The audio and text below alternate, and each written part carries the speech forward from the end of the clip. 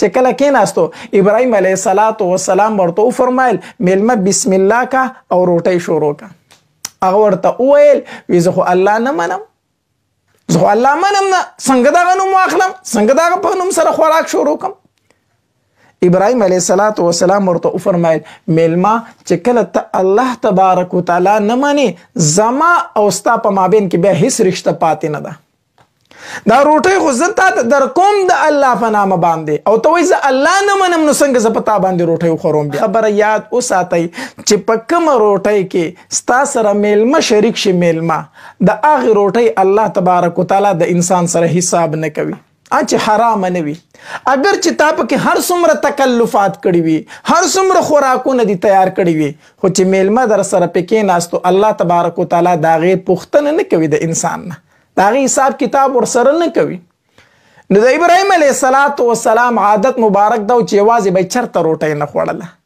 نو یو ځل وږی شو، روټۍ راواغسته، سکونه بهر ته ووتو چې ځان له یو ملګری وګوري. یو کس و اجنبي کس و، هغه ته وی راشه ما سره روټۍ وخوره. هغه هم وږی شوی راغی او د ابراهیم علیه السلام سره به دسترخوان باندې کېناست. چې کله کېناستو ابراهیم علیه السلام ورته وفرمایل میلمه بسم الله کا او روټۍ شروع کا. هغه ورته وویل وی زه خو الله نه منم، زه خو الله منم نه، څنګه دغه نوم واخلم، څنګه دغه په نوم سره خوراک شروع کړم. ابراهیم علیه السلام ورته وفرمایل میلمه چې کله ته الله تبارک وتعالی نه منې زما او ستا په مابین کې بیا هیڅ رشته پاتې نه ده. دا روټۍ خو زه تا در کوم د الله په نامه باندې او ته وایي زه الله نه منم نو څنګه زه په تا باندې روټۍ وخورم. بیا نو هغه میلمه ورته وایي دا خبره هم یاد وساته، زه ښه وږی یم خو د دې څو نونو دپاره زه خپل بوت نشم خفه کولی. روټۍ پرېښودی شم خو خپل بوت نشم خفه کولی ځکه زه د هغه بندګي کوم. ابراهیم علیه السلام ورته وفرمایل ښه تا کې دومره غیرت دی، ته دومره غیرتي چې خپل بوت نشي خفه کولی، نو ما له هم پکار دی چې زه خپل رب خفه نه کړم. کو د هغه نوم دې واغست خو ما سره به روټۍ وخوري، او کو د هغه نوم نه اخلي نو زما سره ته روټۍ نشي خوړی. میلمه پاسې د دسترخوان نه وی ټیک ده زه نه خورم. ابراهیم علیه السلام یې په مخه دی ښه. میلمه روان شو، چې روان شو په دې کې جبریل امین راغی او ابراهیم علیه السلام ته یې وحی راوړه. وی د الله خلیله دا میلمه دی وږی پاسه، ډوډۍ دې په ونه خوروله، دا ولې؟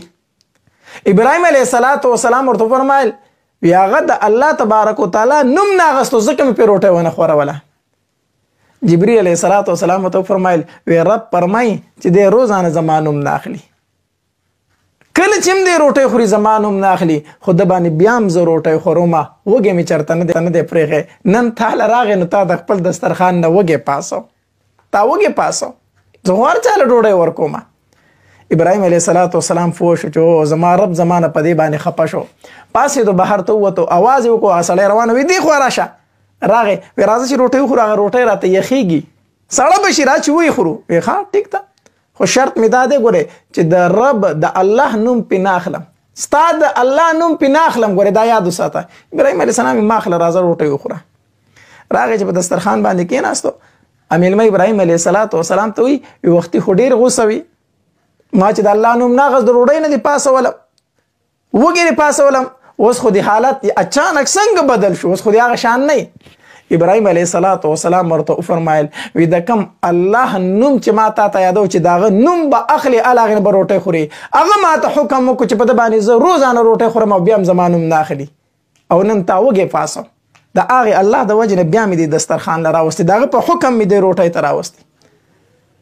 کافر ورته وایي ښه چې ستا الله دومره مهربانه ذات دی نو ما هم د هغه غلام جوړ کړه، زه هم د هغه غلامي قبلومه، ما هم د هغه په غلامۍ کې ورکه او مسلمان شو. غرض مې دا کو چې ډېر وروڼه زموږ دا خبره کوي چې یاره پلانکي ته وګوره، نه مونځ کوي نه اودس کوي، نیک عمل هم نه دی، الله ورته څومره مال ورکړی، زه هر څه کوم مال الله تبارک وتعالی نه راکوي. د الله په دربار کې د قبولیت دپاره ګورې مال شرط نه دی، چې د چا سره مال وي دا د قبولیت نښه نه ده چې دا سړی د الله په دربار کې مقبول دی، ځکه وله الله مال ورکړی. الله روزي عامه ورکوي، ګناهګار ته هم ورکوي، خوښ ته هم ورکوي، ناخوښ ته هم ورکوي. فرعون څومره ظالم بادشاه تیر شوی دی. علما ولیکلی دي هغه فرعون چې هغه د خدای دعوه کړې وي انا ربکم الاعلى، علما ولیکلی وي چرته داغه په سر باندې درد په زندګۍ کې نو راغلی، حالانکه څومره لوی کافر وي انا ربکم الاعلى، لوی رب خو زه ما خلکو ته زما بندگی کوي، داغه په سر باندې چرته درد نو راغلی، درد په زندګۍ کې. د الله په دربار کې مال دا د قبولیت نښه نه ده، د قبولیت نښه مال نه دی. الله تبارک وتعالی قرآن کې فرمایي چې ما به د دې کافر فوړې او چتونه د سرو د سپینو جوړ کړي وو، خو دا ځکه نه کومه چې ستاسو زړونه به خفه شي ای مسلمانانو.